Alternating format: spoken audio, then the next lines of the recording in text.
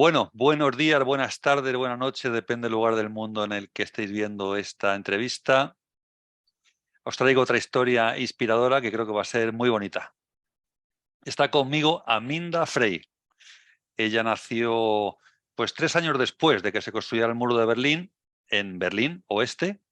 Es la menor de 2 hermanos del tercer matrimonio de su padre, según entiendo. El Ujú. tercer matrimonio de su padre. Y bueno, ella es terapeuta, sanadora holística, porque hace muchísimas cosas, trabaja con regresiones, en el mundo del chamanismo también, por lo que tengo entendido, con Gestal, Reiki, y bueno, unas cuantas cosas más que igual nos comenta. Y acaba de terminar un libro en estos días. Se llama Escucha interna y autosanación.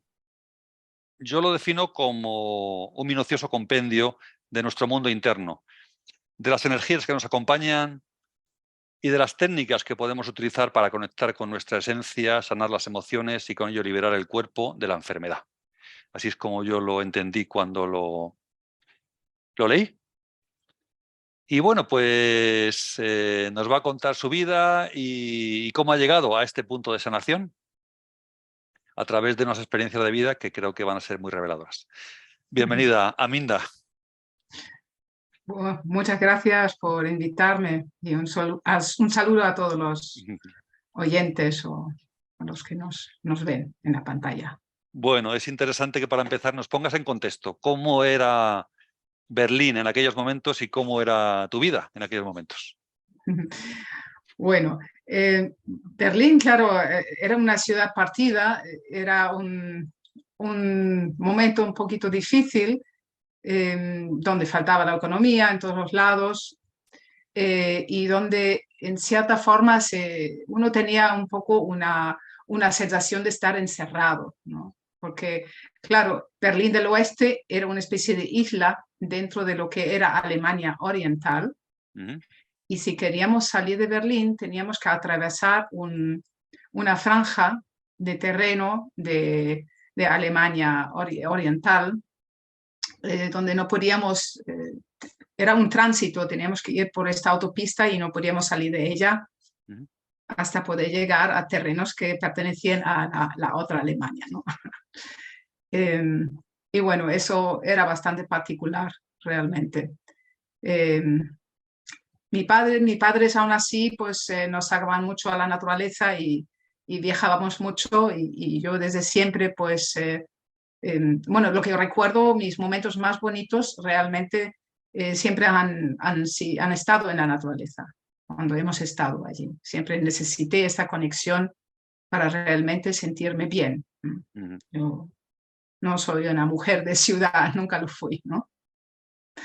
Y ahí esta parte de Berlín, a pesar de que Berlín tiene mucho verde, pues para mí era un poco agobiante realmente. Ya. Me comentabas que tu educación y todo era tremendo en aquellos momentos antinazismo, ¿no? Ah, claro, esa es una parte muy importante porque los aliados eran los que en ese momento pues dirigían lo que eran los contenidos de la educación. Claro. Y entonces ellos decidieron que la mejor forma de evitar que se repitiera algo parecido al nazismo, al holocausto, era meternos como niños mucha información aterradora Ujú. en el cuerpo. Eso consistía en llevarnos a centros de concentración, de campos de concentración, Mm. eh, ponernos películas donde se mostraban los horrores Claro. del holocausto y hablarnos de que teníamos una culpa colectiva simplemente Ya, por ser alemanes, ¿no? ya. Y esto en mi mente se trasladó a una vergüenza por ser alemana y a un rechazo a toda mi cultura, al idioma y a todo. Pero eso era común en todos de tu generación. Os pasaba a Bueno, todos. lo que era común era el tipo de educación. Ujú. No es, cada persona nos ha tomado esto Ya, de la misma forma. Yo me ya, lo tomé todo a pecho. ya, Lo ya, hice mío totalmente. ya. Otras personas no. Y me decías que tenías mucho problema de autoestima, quizás por eso, por esa educación o cosas que te pasaron en el colegio o en casa, como... Sí, bueno, también yo tenía un hermano que, bueno, que siempre me hacía saber que él era superior y yo era inferior, ¿no? Era un juego que de alguna manera necesitaba él para sentirse mínimamente válido, porque también tenía muy poca autoestima, ¿no? Ya. Pero yo me lo creí, ¿no? Un ejemplo, un día estaba cantando delante del espejo, así como hacen los niños, estaba cantando ópera y entonces apareció mi hermano y decía, mis sensibles oídos de músico no pueden soportar ese tormento, ¿sabes? Entonces yo dejaba de Ya. cantar porque Ya. entendí que él era una autoridad en esta cuestión porque era un pianista muy talentoso y Ajá. entonces yo me creí que mi voz era una mierda. Bueno, tenía mucho talento para todo, según me decías, ¿no? Eran muchas Era capacidades, ¿no? superdotado, mi hermano era superdotado, sí. Ah, eso es, o sea, que en realidad tenía facultades, realmente las tenía, ¿no? Sí, sí, las tenía, sí. Y eso que tú eres músico, tú tocas la flauta, ¿no? Y Sí, tocas, ¿no? Hiciste un tiempo en el conservatorio, ¿no? Porque tocas muy no, bien, el ¿no? conservatorio no, escuela de música, pero con Ah, muy escuela de buen música. nivel la escuela. Mm. Sí, sí, pero que tocas muy bien, o sea, que llegaste a Sí, ser... lo retomé, pero me costó un poco confiar en esas capacidades Ujú. sí, Ya, o sea, que tu, exactamente. tu hermano te tenía un poquito ahí agobiada, ¿no? Con esas capacidades y tú encima fomentaba tu autoestima, ¿no? Tu falta de autoestima, ¿no? Y facilísimo, sí, sí, Ujú. sí. Siempre todo lo que hacía al lado de él, que era superdotado, pues era mediocre, aunque fuera Claro, bueno. claro. Y también te trajo consecuencias en el colegio, me decías, ¿no? En el colegio lo pasé mal de entrada, lo pasé mal en todo mi tiempo escolar, porque pues era marginada, fui muy marginada, ¿no? O sea, pues, lo que le llaman bullying hoy en día, pues yo lo Ya, recibí pues, a toneladas. ya.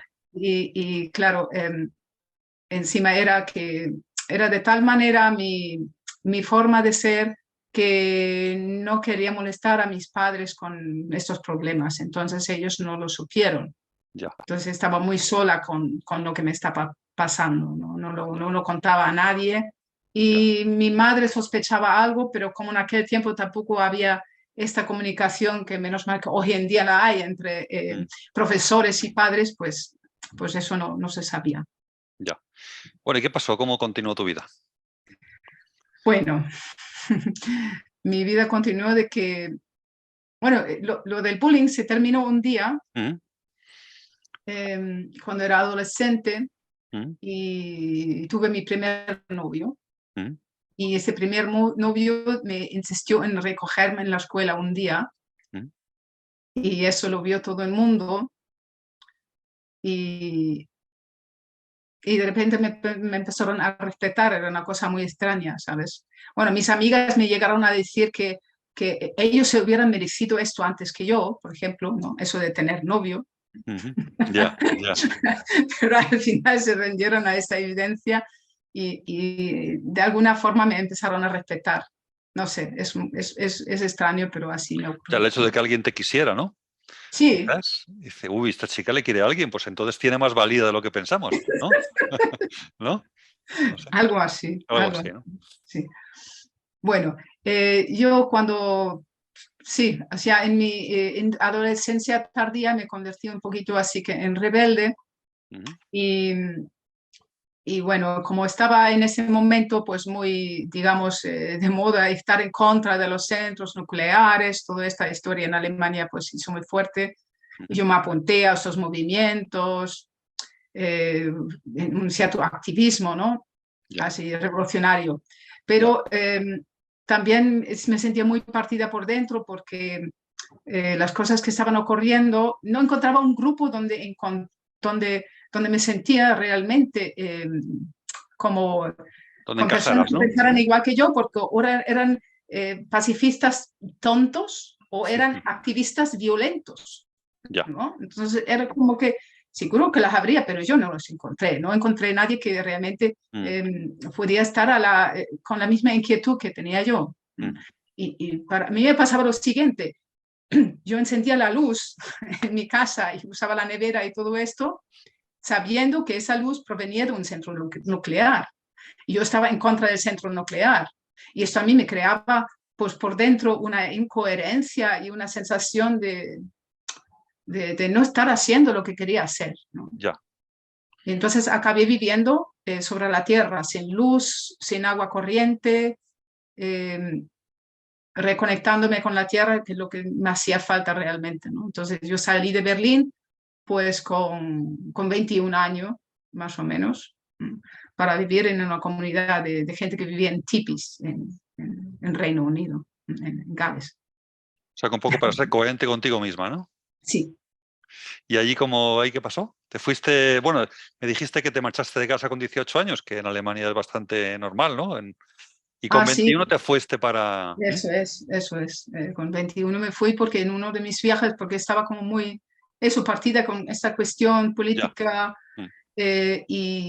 y siempre cuando me encontraba así con este momento de convulsión interna, me hacía un viaje. Entonces, en eso pues me hice un viaje quería ir a Escocia, nunca llegué a Escocia, porque cuando estaba en Gales pues me hablaron de un sitio donde vivía la gente juntos y que fíjate, me contaron que iban todos desnudos pero con botas de goma, cosas que son leyendas, ¿no? Ya. Entonces yo pensé, si Pero toda esta gente vive así, ¿leyendas por algo por las botas de goma o porque iban desnudos? ¿Cuál? eh, ¿Dónde estaba la leyenda? no, yo pensé que si esta gente vive allí y vive en comunidad, es interesante. Ya, Ahí tiene que haber algo para mí. Yo pensé que tenía que conocer este fenómeno, por lo ya. menos. ¿Y qué pasó? ¿Te fuiste para allá y lo Yo conociste? fui Claro. para allá, conocí al padre de mi primer hijo, me enamoré y me quedé a vivir. Ya. O sea, ibas allá a Escocia, te quedaste en Gales, tuviste una hija, Un ¿no? hijo, un Ah, un hijo. hijo, un hijo. Ah, vale, vale. Y Sí. pero vamos, que te duró poco la relación, ¿no? La relación, nada, nos separamos en el primer mes del embarazo, sí que fue Ostras. muy, muy doloroso esta cuestión. Y bueno, allí pues tenía muchos conflictos con eso, ¿no? Porque el padre de él hablaba muy mal de mí. Era como esto, repetir un poquito Ya, el patrón, ¿no? este patrón del bullying, ¿no? Entonces era allí que todavía pues me duraba bastante, ¿no? Pero estuviste, había huido, pero no del todo ya, solucionado, ¿no? solo de lo de fuera, no de lo de dentro, ¿no? Sí, de alguna manera sí.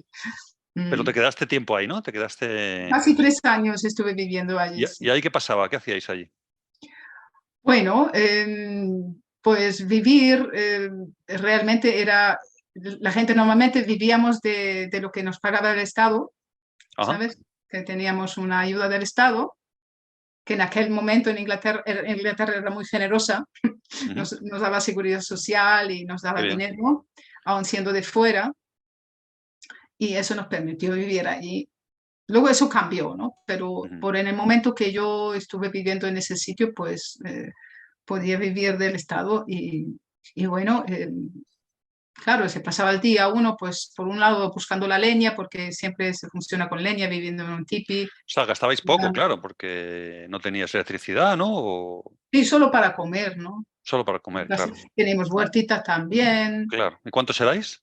eh, que estábamos viviendo a lo mejor unos 30 personas. Ah, fíjate. Mm. O sea, Sí, fue una ibais experiencia con botas, interesante. pero vestidos, ¿no? No, bueno, los botas cuando había mucha agua, cuando había Claro. mucho barro, pues Hombre, en no, Gales, claro, claro. en verano igual íbamos en pelotas, pero Ya. Ya ahí todavía no habías empezado a hacer ningún tipo de terapia ni aprendido nada, simplemente estabas nada, viviendo, ¿no? estaba viviendo, sí, estaba Con viviendo y eso, siendo madre y todo siendo eso, pues madre, claro, también era claro. una experiencia bastante intensa. Ya. Pero claro, un poco siendo consecuente contigo misma, ¿no? Es un poco lo que tú querías. Sí, exactamente, sí. Eso sí, ¿no? Vale, y luego saliste de ahí y te fuiste ¿para dónde? Sí, claro. Nosotros fuimos un invierno que llovía sin parar, nos fuimos de vacaciones para pasar el invierno en Canarias. Mm. eh, y porque ¿Nosotros quiénes? ¿Ibas con más gente? ¿O tú Sí, yo iba con una familia de ahí que Ah, teníamos amistad ajá. y varios adolescentes y íbamos para allá a ver un amigo de la familia esta Ujú, que estaba cuidando una casa de una gente ajá, que vivía en Canarias y que estaba en la India y él estaba cuidando la casa y dice, la casa ya, es grande, veniros, ¿no? ya. Y entonces fuimos todos para allá y allí conocí al padre de mis otros dos hijos que Ujú. vivía muy cerca de allí. ¿Y dónde vivía ese padre? Eh, vive en un barranco, en un molino de agua que le Bueno, habían dejado y vivía de una forma pues muy particular. Y claro, yo pasé de vivir en un tipi a vivir en una cueva, porque limpiamos una cueva y vivimos ahí. sí, sí, eso lo he conocido yo, es un sitio espectacular. Bueno, es una cueva dentro de un barranco donde no Sí. hay nada más que piedras. De vez en cuando viene el río, ¿no? Sí, bueno, agua suele haber, ahora ya menos, pero en aquel momento siempre había agua en invierno y en verano corriendo. Siempre, o sea, que tenéis ese agua para beber, pero no tenéis agua corriente ni, ¿no? Y bueno, nos ingeniamos con el tiempo, pues este sistema, unas placas solares, una bombita de agua que te sube el agua o cogemos el agua más arriba del barranco para abastecernos y esas cosas, pues Mm. poco a poco íbamos ampliando toda la estructura ahí Sí, ya lo he visto, sí, de es un vida, sitio ¿no? que De vivienda. merece la pena conocer porque es espectacular. Y ahí tuviste dos hijos que nacieron allí, vivieron allí, iban al colegio, Sí, subían la rampa esa, la cuesta, y se iban al colegio todos los días. Una vida normal dentro de un entorno muy particular, ¿no? sí, ¿Y sí. cómo se vive allí? ¿Cómo es? Porque, claro, allí tenéis muy poquito, ¿no? O sea, un poco parecido a lo del tipi, ¿no? Claro, si yo en aquel momento, no sé si andaba un poco peleado con la cuestión material, pero me parecía que no era importante o no era deseable tener mucho dinero. Ujú, Mm, Hoy lo veo de otra manera, pero en aquel momento, ya, pues, y no era importante, yo no era consumista y nunca lo he sido, ¿no?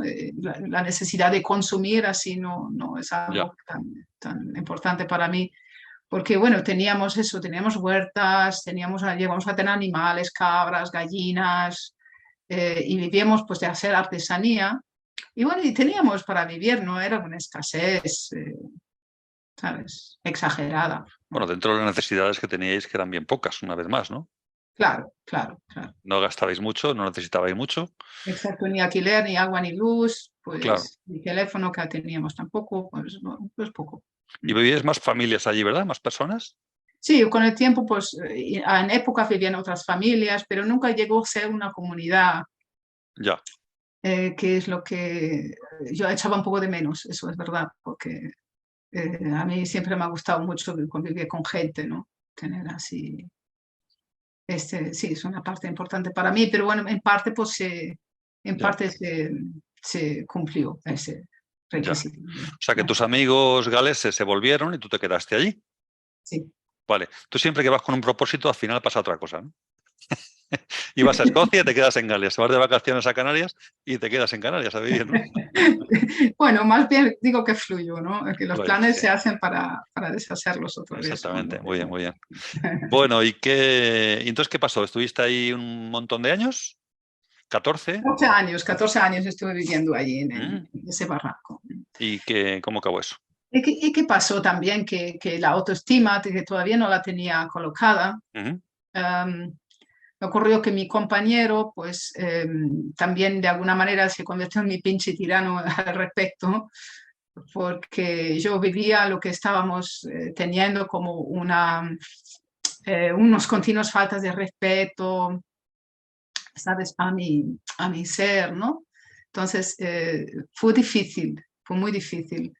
Eh, es un patrón muy difícil de superar, pero a fuerza de aguantar y de hacer, o sea, no queda más remedio de hacerme fuerte ujú, frente a este continuo machaque, por así decir, así lo viví yo, porque mm. se puede vivir de otras formas, ¿no? Y mi compañero seguro que lo vivió de otra manera. Pero Claro. yo viví eso así, entonces no me quedaba más remedio que hacerme fuerte poco a poco frente a este continuo desprecio o continuo menos valoración de alguna manera que me parecía que estaba yo recibiendo. ¿Y cómo se hace fuerte uno ante eso? Ya, mira, realmente para mí el punto de cambio fue una noche que estuve hablando con una amiga que estaba en una situación muy parecida que yo. Y estábamos hablando de nuestras desgracias. Y entonces ella dijo en un momento, pero lo mío es mucho más fuerte que lo tuyo. Y nos empezamos a reír en ese punto, que habíamos llegado como a este punto de lo más dramático, lo más víctima que podíamos estar, ¿no? Y todavía estábamos, pero tú más que yo, y nos dimos cuenta en este momento, y mira, salió una risa, y para mí esa risa fue realmente el punto de cambio, el poder reírme a carcajada de mí misma, de mi propio drama, de mi propio sufrimiento, ¿no? De mi propio victimismo. Y a ella le pasaba igual, y nos rodábamos por el suelo, o sea, es una cosa... Qué bien. La risa más grande de mi vida, ¿no? Que es la que me dio un poco este impulso para decir, pues esto es de risa, ¿no? Vamos a cambiar el chip. O sea, te reíste de tu personaje, ¿no? Totalmente. Totalmente, Sí. ¿no? Entonces ya perdió fuerza el personaje. Es como ese dicho que dice que las desgracias no acaban hasta que no desgracias, ¿no? Sí. ¿No? Sí, sí. Bueno, y entonces que saliste de la cueva y te Sí, viniste al mundo civilizado, al mundo normal. eso también fue una pasada porque al salir de ahí, pues claro, entré en el mundo laboral y me encontraba pues con compañeras de trabajo y hablando con ellas me pude dar cuenta cuántos prejuicios tenía yo, ¿sabe? Con respecto a la sociedad. Claro. Uf, que los hippies tenemos más prejuicios que la gente que no lo son, ¿sabes? Realmente ahí pude descubrir cómo estaba yo llena de ideas que tenía que renovar, ¿no? O sea, que ese estado normal de vida, el que teníamos la mayoría de las personas, pues te hizo ver que, pues que tenías mucho que trabajar dentro también, ¿no? Que Claro, había que mucha me parece limitación, ¿no? hermoso el camino de las otras personas y digo, pero yo, este camino de sufrimiento, y veo a esta persona que cómo lo ha hecho admirable, sin todo este camino, ¿sabes? Tan difícil, ¿no? Y llega al mismo punto y digo, guau, que aquí hay algo que... Ahí tenías ya, algo que entender. tenías ya 30 y tantos años, ¿no? Sí, O sí, sí. 30 y pico, ¿no? Y ahí empezaste a hacer cosas ya, ¿no? ¿O qué? Bueno, O cosas ya antes como de empezaste. sanación. Bueno, me había iniciado en el Reiki. Mira, fíjate, a mí me pasó una vez una cosa que un amigo Mm, nuestro, pues había ingresado en el hospital porque tenía como un tumor cerebral, una cosa así, y estaba en coma, cosa que nos preocupaba un poco. Entonces un día me dio por subirme a la montaña y como enviarle energía, ¿sabes? Era como una cosa que sin saber que eso se podía hacer, nunca supe nada mm, parecido, mm. pues lo estaba haciendo, ¿no? Y a los 15 días más o menos un amigo me dijo, mira, hay una sección de Reiki. Y digo, ¿esto qué es? Dice, no, esto es para la energía y también se puede mandar energía a distancia. Entonces a mí se me abrieron las orejas así, digo, esto lo voy a hacer. Mm. Y, Todavía estabas en la cueva, ¿no? sí, sí, sí. O sea, ahí empezaste, digamos, a abrirte a, bueno, a la sanación, a las terapias, a ese Sí, mundo, sí, ¿no?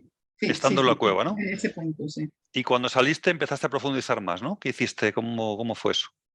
A ver, ¿cómo fue esto? Bueno, esto fue poco a poco, porque Poco a poco, ¿no? poco a poco empecé a confiar un poquito más en eso, ¿no? Ya le hice la maestría del Reiki y bueno, empezaba a trabajar con algunas personas, ¿no? Y bueno, luego pues hacía iniciaciones Reiki, hacía cursos y todo eso. Pero se me quedaba un poco corto, ¿sabes? Lo del Reiki se me quedaba corto, porque por un lado yo me daba cuenta de que aunque yo modificara las energías del otro, si el otro no tenía un darse cuenta, esto no duraba. Ya. Entonces me daba cuenta que necesitaba técnicas para poder involucrar al otro en sus procesos, más o menos, ¿no? Entonces me daba cuenta que había muchas cosas traumáticas que bloqueaban como las energías, ¿no?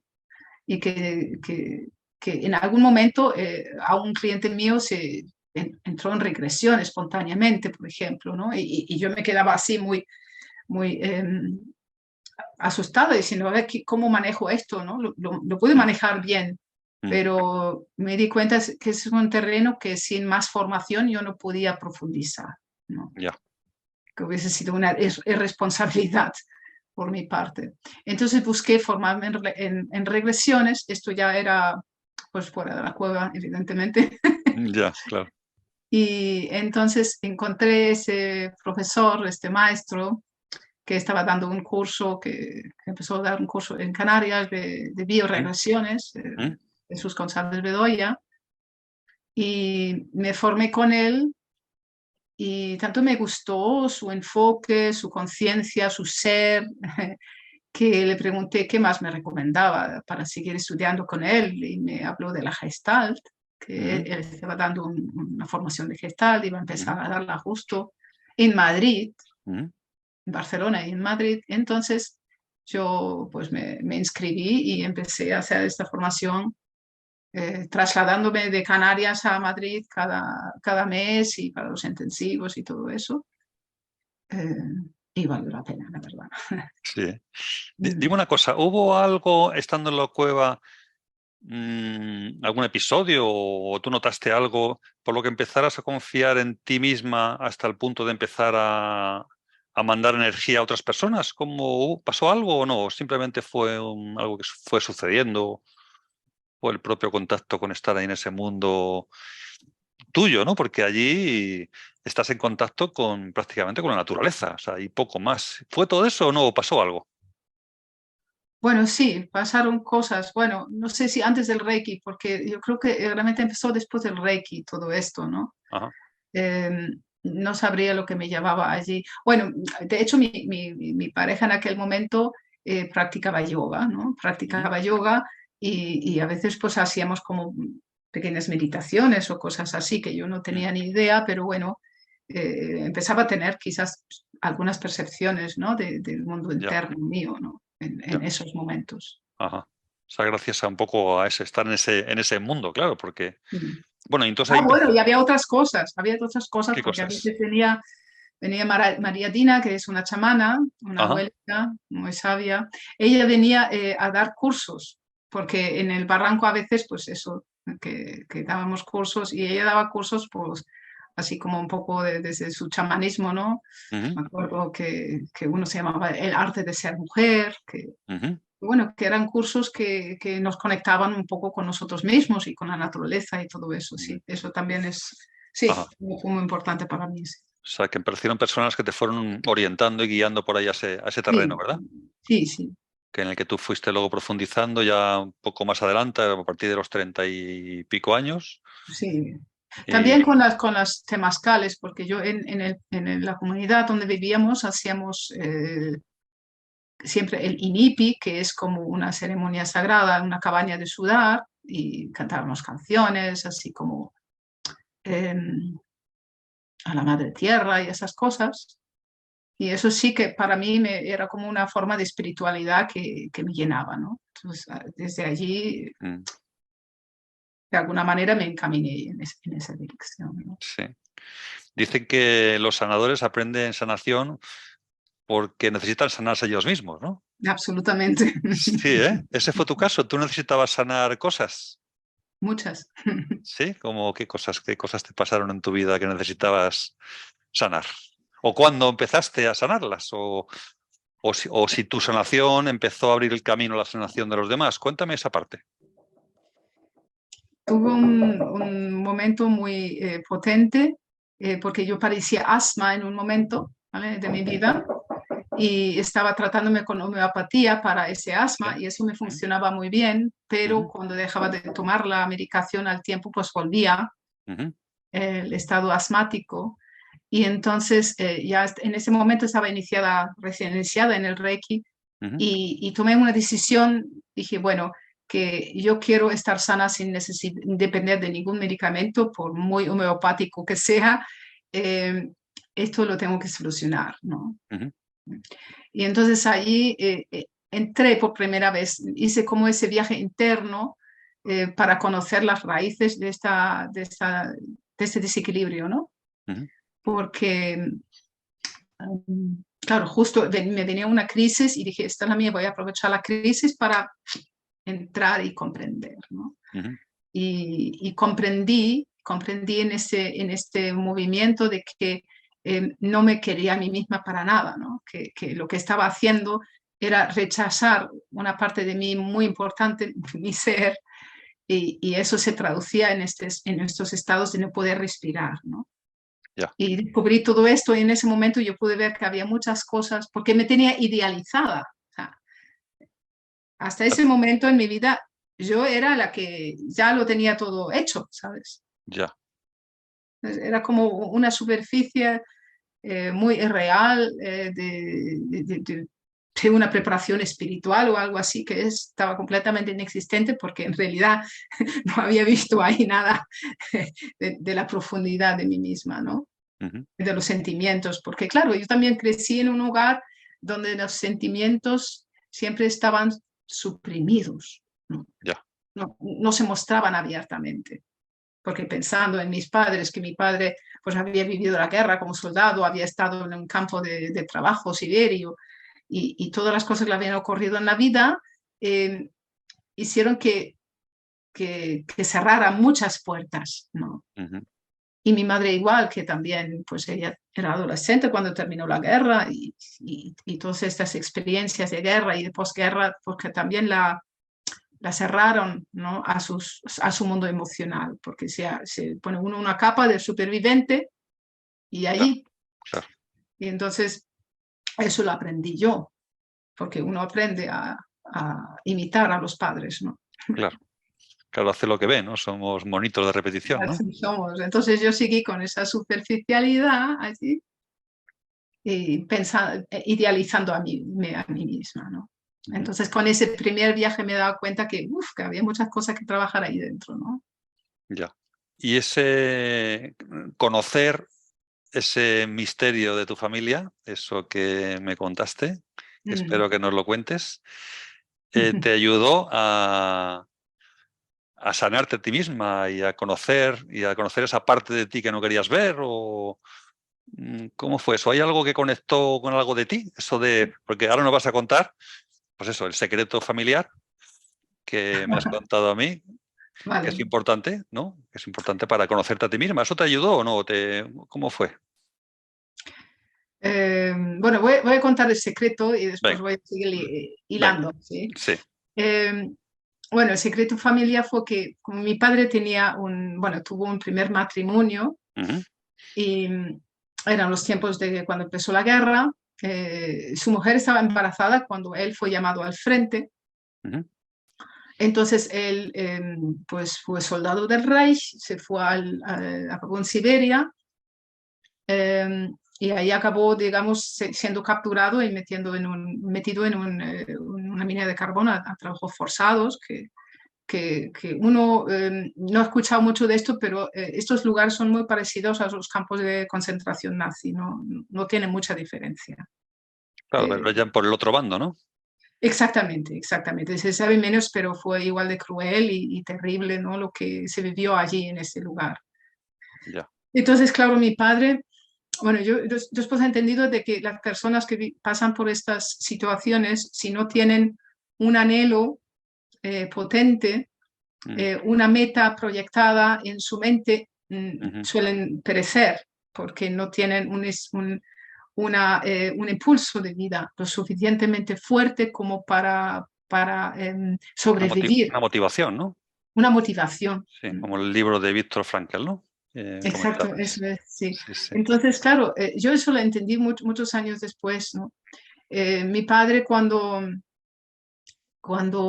salió de allí, porque logró salir de esa mina, porque ya sabía que la guerra había terminado, pero claro, había gente en esos campos hasta los 1950, ¿sabes? Es una burrada. Una burrada, ¿no? Fíjate. Jo. Entonces O sea, él, como castigados por haber, ¿no? Por haber peleado en el bando. a los rusos les convenía que tenía esclavos de Claro, trabajo todavía, ¿sabes? Tenían que hacer muchas negociaciones ya. para soltar eso, ¿sabes? No. Eso nunca se ha hablado, efectivamente. No, esa parte se queda oculta. Los malos son los malos, pero los otros son buenos, ¿no?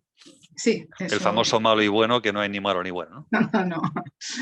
Entonces, claro, mi padre para salir de ahí, él veía que la gente que estaba realmente enferma se lo llevaban en un transporte de enfermos y los sacaban fuera de esta cárcel. Ujú, Y que él veía la única posibilidad de escapar de ella en autolesionarse ujú. para poder salir. Y lo Sí. hizo. Él sacrificó su pierna, la metió en el bajo de un ascensor en la mina, cuando toca el ascensor del suelo, ahí metió su pierna y bajó el ascensor y le machacó la pierna. ¿Y se quedó siempre cojo o qué? Siempre se quedó con una... Sí, pero caminaba mi padre. Caminaba. Pero prefería eso a quedarse ahí, ¿no? Claro, no sabía, es que eso Ya, no sabía cómo iba a acabar, ¿eh? Podría ya. haber acabado desangrando, yo qué sé, Sí, ¿no? solo Era sabía que no quería estar allí, ¿no? un riesgo que Ya. tomó bueno, que era a la altura de perecer allí, si seguía ahí, como sus compañeros se morían como moscas, como decía él siempre, ¿no? Ya, Claro, era morir o morir o casi morir, ¿no? ya.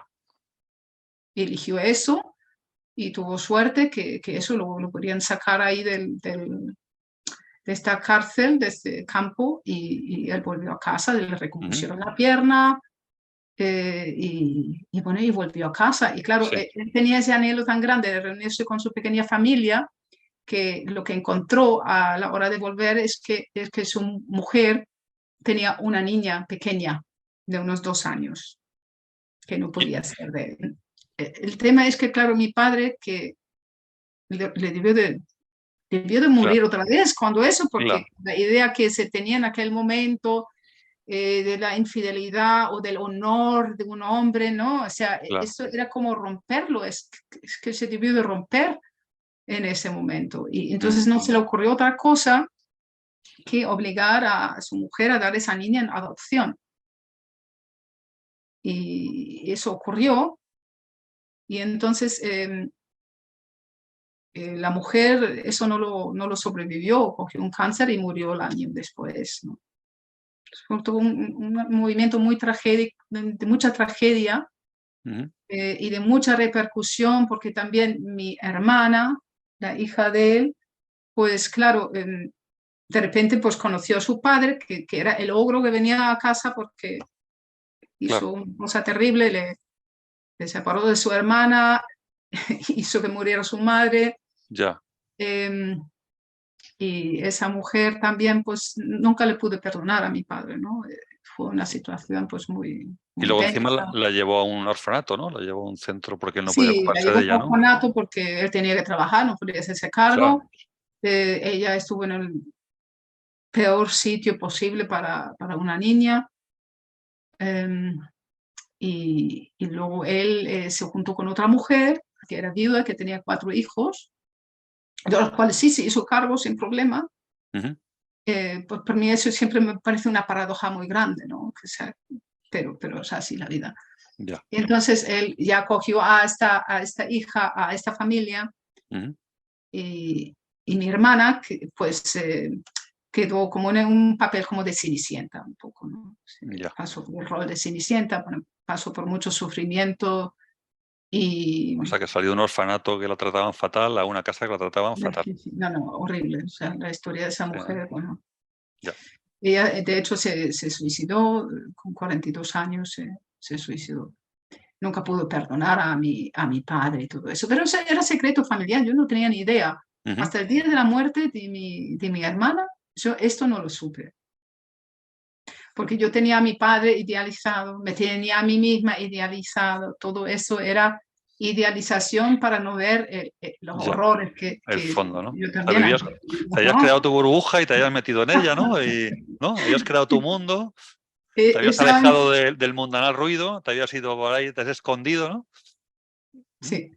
Entonces, eso fue como la primera ruptura de burbuja, ¿no? Que no podía entender nada cuando me contó mi sobrina, que es la hija de mi hermana, eh, el día de la muerte o el día después de la muerte de su madre, que fui a verla, me contó esta historia. Entonces, El día ahí de la como muerte que, de tu hermana te enteraste del papelón de tu familia. sí. Oh. Y tú, ella tenía 42 y tú tenías 30 y tantos. O sea, tú No, estabas... no, yo tenía, en ese momento, tenía como 17 años, a lo mejor, cuando muere mi hermana. Ah, sí, nada más. Ah, o sea, que sacabais mucha... Claro, Ah, vale, vale, vale. pues Entonces mi no. sobrina tiene más años que Es yo. verdad, me dijiste, sí, sí, sí, sí. Sí, O sea, que tenías 17 años, fíjate. O sí, sea, por ahí, sí. ¿y eso cómo lo Eso llevaste? a Eso es lo mí que hice. Sí, no podía entender nada. ya. Me dejaba siempre en un estado de absoluto desconcierto, porque era una información que contrastaba completamente con la idealización que yo tenía de mi padre, ¿no? Ya, No pude, de hecho no pude integrar eso.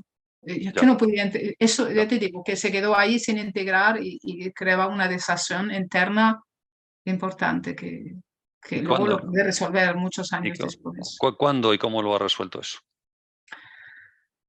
Bueno, pues lo resolví en un principio, pues hablando con un amigo, por primera vez me acerqué un poco más a la comprensión cuando me dijo de que en cierta manera podía entender a mi padre, porque si él se traspusiera, si él se pusiera en situación eh, con los valores de antes, Ujú. podía entender que mi padre no, ¿sabes? No hubiera admitido un hijo que no fuera de él en la familia, ¿no? Ya. Entonces, ahí por primera vez, porque yo había pensado siempre que malo mi padre, que logró, ¿no? Y eso me había quedado ahí como en ese, simpatizando con las víctimas de mi padre más que nada, ¿no? En este plan. Entonces, con esta conversación con ese amigo, yo me di cuenta, bueno, pues tendré que ponerme también en el lado de mi padre para poder entender lo que le sucedió, por qué le llevó a esta situación, ¿no? Ujú. O sea, darnos cuenta de que cada uno lo hace lo mejor que puede con lo que sabe, ¿no? Con la información que tiene, Mm. ¿no? Y que no podemos juzgar si no nos metemos en sus mocasines, ¿no? Lo que dicen, el famoso dicho, ¿no? Sí, Y te sí, pasó a ti algo de eso, ¿no? Empezaste a comprenderle a él, a ponerte en su lugar. sí. Bueno, yo hice, el primer trabajo que hice con esa chamana que vino a hacer talleres, eh, yo vi que tenía un resentimiento en el corazón en un trabajo que hicimos y entonces ahí me decía que bueno, que eso tenía que ver con 3 hombres que había en mi vida y que me dio una forma de resolver, que hice una meditación, ¿no? Con esas 3 personas, entonces yo supe uno de ellos que era mi padre, entonces tuve como esta visualización de tener mi padre delante y como que sintiendo lo que había allí, ¿no?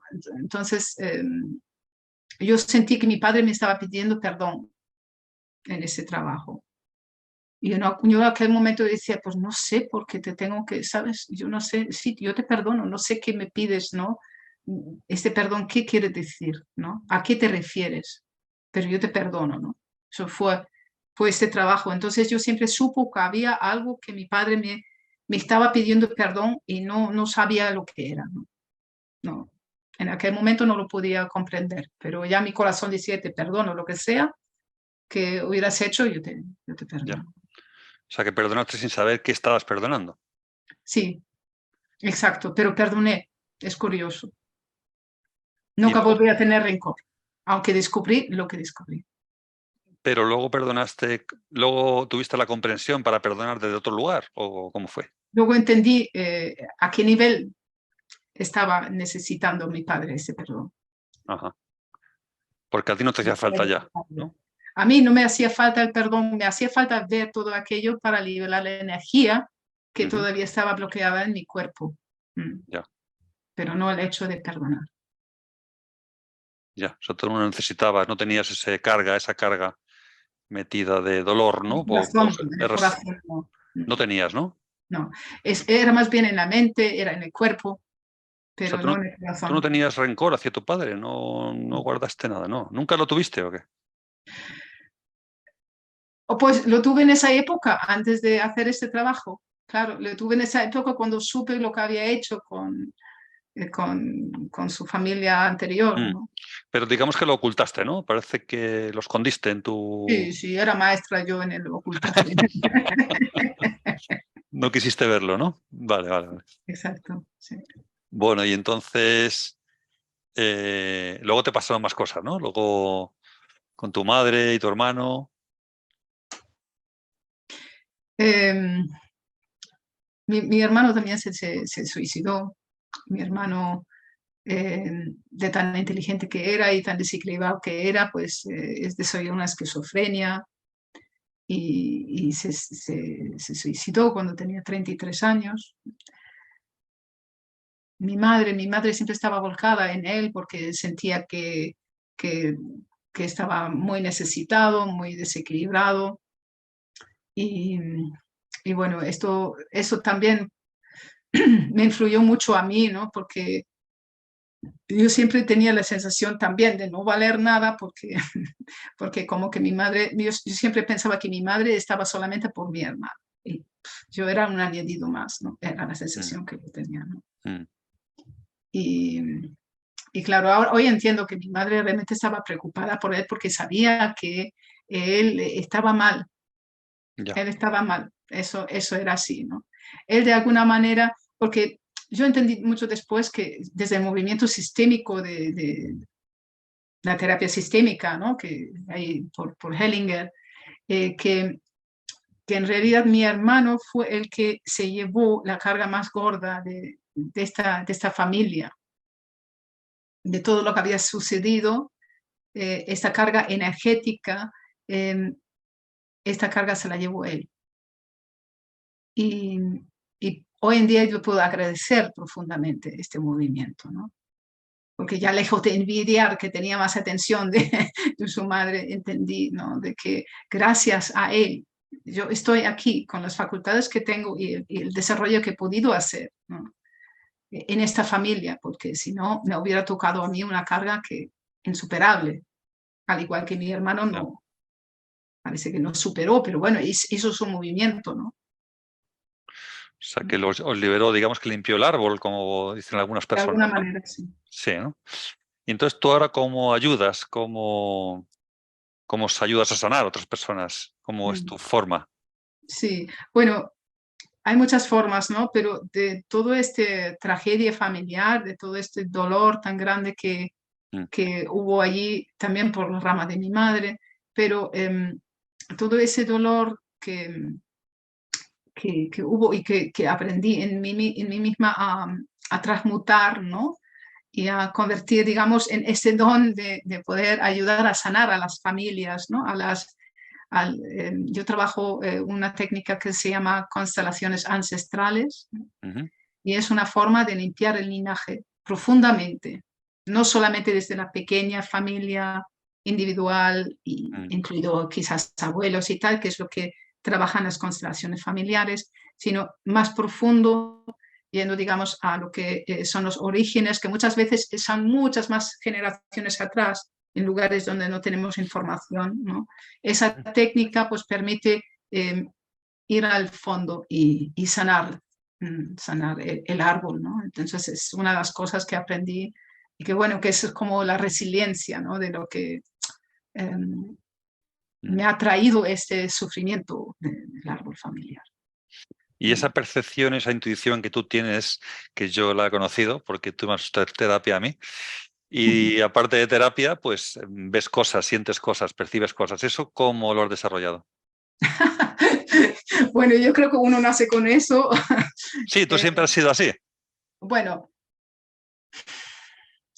yo me he cerrado mucho yo he cerrado mi percepción, porque de niña he podido tener percepciones aterradoras, pero aprendí a cerrarlas porque me producían muchísimo eh, miedo. Ajá. miedo. No Porque, no sabías qué hacer con eso, ¿no? claro, si algo que da mucho miedo y te ataca y te está constantemente ahí, porque, claro, hay que entender, Berlín prácticamente quedó a ras de suelo. Mm. Luego se reconstruyó, pero se reconstruyó sobre mucho sufrimiento. Se reconstruyó sobre muertes dramáticas. Ya. Entonces, en Berlín hubo y creo que hay pues muchas energías que aún no se limpiaron, ¿no? Como a veces estas almas que mueren de una forma dramática y se quedan pegados a los Ujú, lugares, ¿no? ujú. Esas energías ateridas, pues en una de las casas donde vivimos nosotros, sobre todo en el cuarto que tenía yo, pues yo veía unas cosas que lo único que pude hacer era cerrar y cerrar mi O percepción sea, a eso. veía seres allí. Sí, yo llegué a ver seres, sí. Ujú. Y te negaste a percibir eso, o sea, a seguir en esa línea, ¿no? Te cerraste a ver. Claro, porque era aterrador. Claro, claro.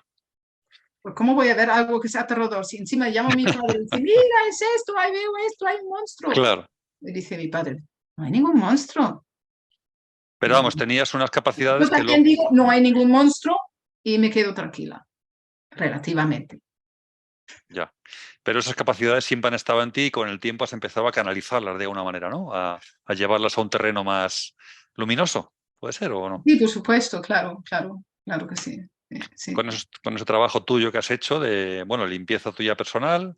Sí, con- a mí en verdad yo soy muy curiosa y el hecho de que hay un mundo invisible, Ujú, el mundo de las energías, pues siempre me ha parecido fascinante, ¿no?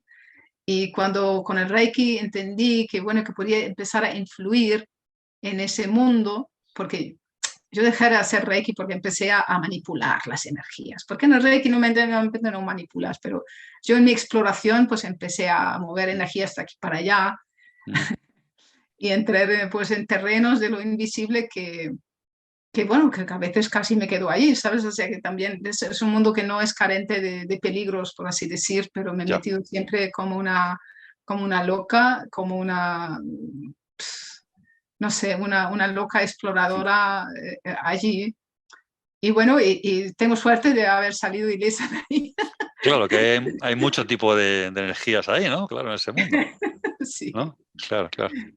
Pero gracias a esto, pues bueno, pues ahora, en cierta manera, pues conozco, ¿no? Conozco la mayoría, digamos, de lo que son estos fenómenos energéticos, ¿no? Ujú. Y he aprendido formas de lidiar con ellos. Y con eso también ayudas a sanar a los demás, ¿no? Claro, Haces terapia a distancia también, ¿no? sí, sí. Sí. Sobre todo, ¿no? Porque estás de un lado para otro, ahora estás en España, lleváis junto con tu pareja Teo, lleváis más de un año dando vueltas con Sí, una caravana. Mira que sí. soy hippies, ¿eh? Es que eso se está en la médula, ¿eh? Con una caravana pequeñaja, pequeñaja, un año dando vueltas por España. Bueno. Ahí estamos. Y cuándo sale tu libro? Bueno, espero que salga a final de mes o principio de marzo, porque ahora mismo no depende de mí, sino depende de mi sobrina que lo está Ah, maquetando, que ujú. está haciendo la maquetación. Eh, y entonces cuando ya termina, pues ya será publicado. Sí. Es tu primer libro, ¿verdad? Es mi primer libro y no sé si Bueno, escribiré otro, ¿eh? pues enhorabuena. Porque al final he plasmado todo mi conocimiento allí Ya. de toda una vida dedicada al crecimiento y a las terapias y a la sanación. ¿Hace cuánto llevas haciendo terapias? Bueno, ya llamarlo terapias En más serio, bien digamos. No, quizás en no. serio después Sí, de, sí, ya con la Gestalt, ¿no? sí. Como desde del 2016 para acá, quizás, Ajá. sí, más en serio, ¿no? Más en serio. Luego has hecho cositas, pero digamos que. Vale. Y bueno, ¿y qué le podemos decir a todas estas personas que... ¿Cómo podemos ayudarles? ¿Qué consejos, qué herramientas les podemos dar a estas personas que han tenido vidas, que han visto cómo sus familiares han fallecido, que han tenido esas vivencias tremendas de la infancia, de los padres? ¿Qué podemos hacer con ellos? ¿Qué les podemos decir? tú que tienes esa experiencia. Salir del drama. Porque todo lo que ocurre tiene dos lados, ¿no? Es como una moneda que tiene dos caras, ¿no? Entonces podemos estar en una cara y revolcarnos en el drama y en el sufrimiento y en el pobre de mí, o podemos darle la vuelta y cuando le damos la vuelta, y eso lo podemos hacer cuando aceptamos todo lo que ha pasado, ¿no? Porque un gran problema en seguir, o sea, seguimos en el drama porque no terminamos de aceptar lo que ha pasado, o no terminamos de aceptar nuestro papel en lo que ha pasado, porque muchas veces hay un aspecto de culpa. Entonces, cuando podamos verlo todo, aceptarlo tal cual ocurrió, entonces automáticamente ya la moneda se va a dar la vuelta y vamos a salir del drama y se va a mostrar el don que está relacionado con esta vivencia, ¿no? Pues siempre hay un don, ¿no? Que es el de la resiliencia, ¿no? El don, ¿a qué te refieres? No te entiendo yo muy bien. ¿Qué es ese don que se manifiesta? El don que se manifiesta, bueno, por ejemplo, bueno, voy ahora a poner un ejemplo de otra persona porque quizás es más claro, ¿no? Una mujer que en su infancia no recibió, que venía de una familia muy rica y tenía una niñera, pero nunca tuve ese cariño con su madre. Y entonces, en su vida de hoy, crea un ambiente, una escuela libre, una escuela donde los niños están siendo tratados con toda atención, con todo amor. Entonces es su resiliencia, lo que ella no recibió, lo que le hubiera gustado recibir, ahora está proporcionando a otros para que puedan disfrutar de esto, ¿no? Eso sería un ejemplo como muy claro de la resiliencia, ¿no? Ya.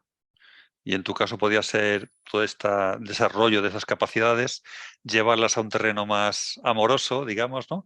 Y apoyar el crecimiento de otros. Podría Exacto, ser ¿no? en tu caso, ¿no? Sí, y con este caso de baja autoestima, ¿no? Que siempre he tenido, este bullying, toda esta historia, ¿no? Dando la vuelta ahora, estoy en una posición donde soy capaz de enseñar a otros, soy capaz de reforzar a otros, ¿no? En su ser. Entonces ya no me da vergüenza que me hagan una entrevista. Ya. Y ahora sé que yo tengo cosas que enseñar a los demás, ¿no? Y me abro a hacerlo. Y este es como mi resiliencia un poco, ¿no? ¿Cómo se maneja la autoestima, la falta de autoestima? Que eso es algo que nos pasa a todos.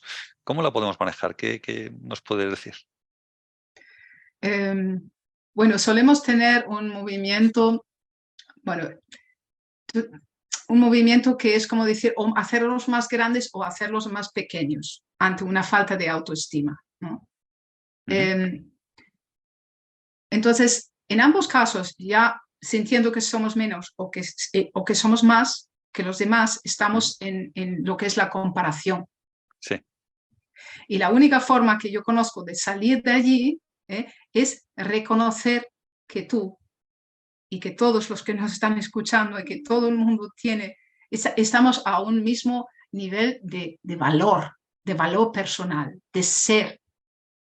No hay ninguna diferencia, nadie es mejor, nadie es peor, ¿no?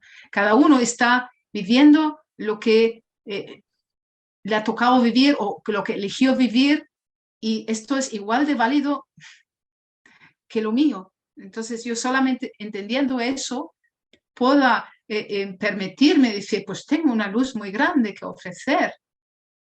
Igual que tú, oye, pero yo ya la reconozco.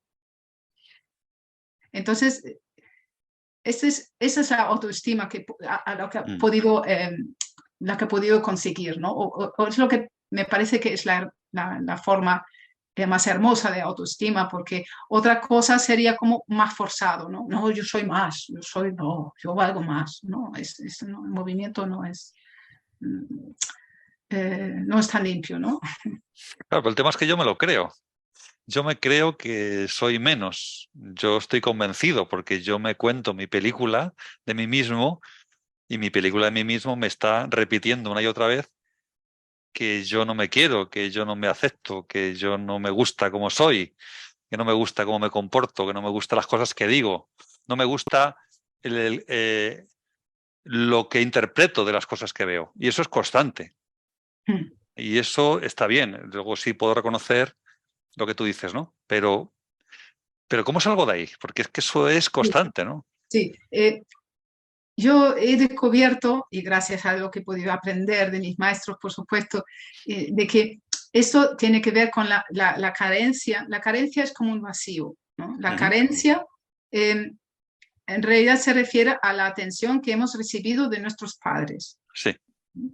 Entonces, en la mayoría de los casos de nuestra generación, hay muchas carencias, porque también nuestros padres tuvieron carencias, no las valoraban, ¿no? Claro. En nuestra sociedad tenemos esa tendencia de ser valorados por nuestros logros, porque lo que hacemos, no por quienes somos. Ya. Realmente, ¿quién es valorado por quién es? Sin más. Porque nosotros estamos acostumbrados a premiar o a castigar y todo eso nos aparta de la esencia. Porque si realmente somos valorados en nuestra esencia y recibimos todo el amor y el apoyo y la valoración por eso, en teoría no tendríamos que tener carencias. Claro, en teoría no. Claro. ¿Y cómo podemos hacer esto? Eso es. Podemos hacer esto a través de un movimiento de llenado, porque si hay una carencia es un vacío. Entonces, si nos situamos en la situación de vacío, por ejemplo, una situación imaginaria que yo estoy frente a mi madre, digamos, y que yo ya sé, mi madre me dio todo lo que pudo dar, pero no me pudo dar más porque estaba con su coraza de superviviente, ¿no? Claro. No había más, porque no se podía llegar, ¿no? Entonces, o sea, dio lo que pudo, pero era bien poquito, porque, claro, tenía que sobrevivir en ese mundo de falta de sentimiento, ¿no? De emociones, ¿no? Sí, sí. Entonces, claro, si yo establezco un diálogo y más allá, o sea, con mi madre, de alguna forma creo o transformo esta madre en mi madre interna. El primer paso en esto es decir, yo necesito que me des esto. Y yo lo necesito de esta y de la otra forma, ¿no? Ese primer movimiento es explicar a la madre exactamente cómo necesitamos esa atención. Porque nos cuesta siempre mostrar nuestras necesidades. Entonces es un paso muy importante, darnos cuenta de exactamente cómo es la necesidad. Entonces, en este movimiento imaginario con nuestra madre, luego nos ponemos en el papel de la madre y nos damos. O sea, nos ponemos en los dos papeles, es como un desdoblar, ¿no? Y pasamos a un acto de darnos lo que necesitamos, con las palabras, con las caricias justas, y entonces damos una información a nuestro ser, que es una información que graba encima de lo que es la carencia. Entonces graba un lleno encima de la carencia. Y con eso podemos tirar para adelante. Trabajas mucho con las sillas vacías, ¿no? Que se trabaja en Gestalt, ¿no? Sí. Que es un poco eso lo que me estás diciendo, ¿no? Colocar una silla, ¿no? Y hablar con tu madre, ¿no? Algo así, ¿no? Que explicas en el libro, esa terapia, ¿no? Y luego sentarte en la silla de tu madre y hablar con la hija, porque al fin y al cabo somos niños, de nuestro niño interior está dolido, ¿no? Es un poco eso, ¿no? Sí, es un poco eso. Pero bueno, haciéndolo bien Pero tú explicas técnicas en el libro de cómo podemos hacerlo nosotros mismos. Sí, exactamente. Sí, es un libro didáctico porque aparte de explicar, bueno, la ayuda al terapeuta siempre está muy bien, claro, por supuesto, para eso estáis los terapeutas, ¿no? Pero explicas trabajos, cómo podemos hacerlo nosotros, que es un poco lo que estás simplificando aquí, ¿no? Sí, sí. Que es ponernos en los dos personajes y, claro, porque la mente no entiende si es real o ficticio, es una de las cosas con las que podemos jugar, en positivo y en negativo, ¿no? Porque es un programa. Claro. Y lo que vamos a hacer con esto es modificar el programa. Claro. Y es así de sencillo. Sí, claro. La mente no sabe si está nuestra madre ahí o no. No sabe, ¿no? Solo sabe lo que estamos diciendo, ¿no? Y claro, eso es interesante, ¿no? Porque igual que vivimos con cosas que no suceden, vivimos con miedos irreales, vivimos con preocupaciones que nunca van a pasar, también podemos cambiar el chip y decir, bueno, pues voy a darme lo que yo necesito, ¿no? Que es un poco lo que tú estás proponiendo, ¿no? Exacto. Sí. Vale. Oye, y una pregunta más. ¿Cómo podemos aceptar lo que no comprendemos? Porque tú hablas de aceptar, que está muy bien aceptar, pero ¿cómo podemos? Porque si no comprendes es muy difícil aceptar. La mente necesita, ¿no? Necesita argumentos, necesita datos, ¿no? Bueno, ¿O tú no piensas eso? sí, pienso eso, que suele ser así. De todas formas, en mi experiencia, ¿Mm? eh, también he pasado pues, por momentos donde se han sanado muchas cosas dentro de mí que no he entendido. Porque con el trabajo relacionado con el cuerpo, que ¿Mm? describo en mi libro, ¿Mm?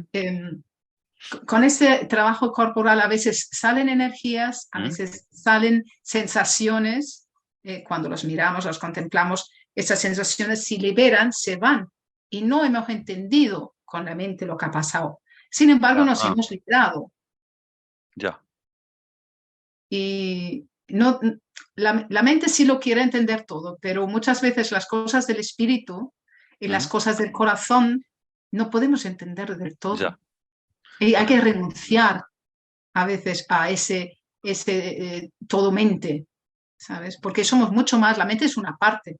Sí, claro, La mente al final a lo mejor puede entender después muchos procesos de sanación, claro. pero con la mente solamente hay muchos lugares donde no podemos llegar. Mm. Claro, pero como hablaba de aceptar, yo entiendo que aceptar es un proceso mental, ¿no? Un proceso de comprensión, ¿no? No, No, ¿no? eh, es decir, sí, es decir, sí a todo lo que surja y lo que puedas sentir de ti. ¿Mm? Ese sí, sí que es con la mente, pero es un sí que no necesita comprender con exactitud si lo que se está trabajando es algo que pasó en tu familia, en tu niñez, en otra vida o qué sé yo. Ya. O sea, aceptar está por encima de la comprensión. Yo puedo aceptar aunque no comprenda, ¿no? Sí. Acepto que es así y como es así es maravilloso y Lo perfecto acepto, porque lo amo, el amor es la clave. el amor es la clave. Amor, amar y decir que sí. Bueno, pues yo creo que con esta frase lo vamos a dejar, que me parece estupenda para terminar. El amor es la clave. Siempre llegamos al mismo sitio y está bien que sea el Sí, principio y fin de todo, ¿verdad? El amor. absolutamente, sí. Lo que pasa es que hay que pasar por los procesos para llegar a él, ¿no? Parece que tenemos que no amar, no amarnos para poder amarnos y entender lo que es el amor, ¿no? Claro que sí, esa Bueno, es la escuela humana que la tenemos escuela aquí, humana, ¿no? claro. Muy bien, Aminda, pues vamos a dejarlo aquí. Me parece, espero que os haya gustado mucho. En cuanto salga el libro, pues lo podréis encontrar donde lo encontréis, estará por algunos lados, aparecerá si tiene que aparecer y Se podrá encontrar por Amazon. por Amazon, claro, básicamente como siempre. Amazon, nuestro papá Amazon. Tenemos mamá Wikipedia y tenemos papá Amazon. Bueno, y se Bueno, llama, para que lo puedan encontrar, se llama Escucha Interna y Autosanación. muy bien. Por Nada, Aminda Frey. gracias, Alejandro. Gracias a todos, pues nos vemos otro día. Gracias, Aminda, ha sido un placer charlar contigo. Bueno, hemos aprendido muchísimo. Creo que ha sido una entrevista muy inspiradora. Y bueno, ya sabéis, aquí estoy para lo que queráis. Nos vemos otro día. Gracias a todos. Hasta luego. Adiós, Aminda.